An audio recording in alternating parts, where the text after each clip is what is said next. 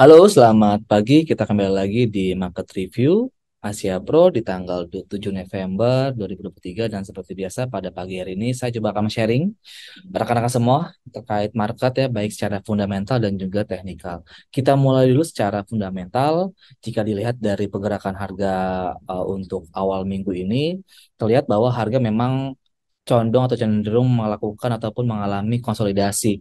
Yang pertama memang ketika data NFP terakhir dan juga beberapa pejabat The Fed termasuk juga Jerome Powell itu mengatakan bahwa kemungkinan besar AS ataupun The Fed tidak akan menaikkan suku bunga ataupun kenaikan suku bunga akan dilihat lebih ketat lagi. Nah, ini akan diperkuat oleh data ataupun speech yang bakal dilakukan oleh The Fed di hari Rabu dan Kamis ya waktu setempat sehingga akan menjadi cerminan apakah The Fed benar-benar akan menahan suku bunganya minimal sampai akhir tahun ini atau ada kecenderungan untuk kenaikan suku bunga lebih lanjut. Sekarang kita akan melihat untuk teknikal secara overall. Ya, overall ya teman-teman semua, saya coba akan ngambil dulu yang pertama adalah DXY. Ini adalah patokan harga indeks ya. Oke, jika kita lihat dari pergerakan harga DXY di time frame H4, ya, di sini kecenderungannya adalah harga memang masih mengalami konsolidasi, artinya masih cenderung sideways ya. Belum bisa dikatakan sebagai penurunan arah karena memang terlihat bahwa harga bergerak di range-range yang sama ya.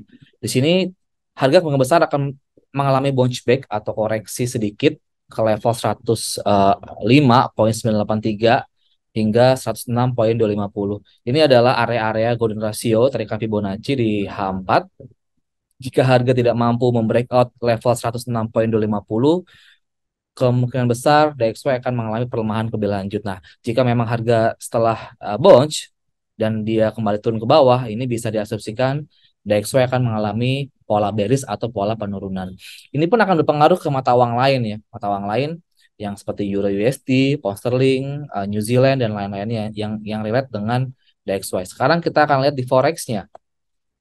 Di forex saya coba akan ngambil Kiwi atau New Zealand USD yang dimana New Zealand USD juga sama masih mengalami pelemahan setelah beberapa hari terakhir mengalami penguatan. Untuk saat ini memang untuk New Zealand USD diperkirakan akan mencoba untuk turun hingga ke level 0,59227 ya atau 230 kita bulatkan. Nah, disinilah kita bisa mengebay posisi New Zealand rekan-rekan semua ketika mereka masuk ke area golden ratio dari Fibonacci retracement di time frame H1. Jika harga tidak mampu breakout di level 59,234 atau 230 ya, New Zealand akan berpotensi mengalami kenaikan atau penguatan ke atas ya hingga mungkin ke level 0,60030 ya. Jadi sini mungkin besar harga akan coba turun ke bawah sini lalu bounce untuk naik ke atas kembali. Ini adalah pergerakan harga New Zealand prediksi ya untuk pergerakan harga hingga 2 hari ke depan. Nah untuk hari ini kemungkinan besar harga akan coba masuk ke area 0,5 hingga 0,618. Lalu yang kedua itu ada data dari uh, gold rekan-rekan semua. Gold juga sama pada basicnya gold itu memang masih kecenderungannya adalah sideways ya ataupun bergeraknya itu masih di rentang harga yang mirip-mirip 1970 hingga 2000 masih di level-level yang sama.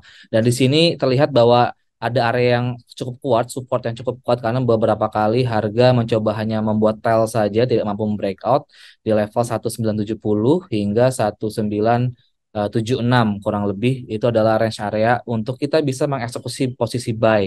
Ya, jadi kita bisa buy di area tersebut dengan SL-nya mungkin di level 65 paling jauhnya. Namun jika ternyata gitu ya, jika ternyata harga ke bawah bahkan di bawah 70 gitu ya ke 64 atau 60 kita bisa ngambil posisi sell dengan targetnya adalah di 1953. Namun kecenderungan buy lebih oke ataupun posisi long atau buy lebih lebih menarik ya ketika harga memang masuk area buy area ini. Ya. Yang penting pastikan saja SL di area 66 hingga 65 ini adalah gambaran untuk gold untuk hari ini dan besok kurang lebih harga akan cenderung masih bergerak di range yang sama karena pada basicnya di akhir tahun nanti gold biasanya biasanya sekali lagi Bapak Ibu ya biasanya itu mengalami kenaikan yang cukup signifikan sehingga ketika ada posisi buy alangkah baiknya ditahan dulu ya sampai akhir tahun karena ada potensi untuk kenaikan lebih lanjut. Demikianlah Bapak Ibu semua, rekan-rekan semua yang bisa saya sampaikan terkait market, baik secara fundamental dan juga teknikal, dan semoga apa yang saya sajikan seperti ini bisa bermanfaat, bisa memberikan insight untuk transaksi kita pada pagi hari ini atau hari ini.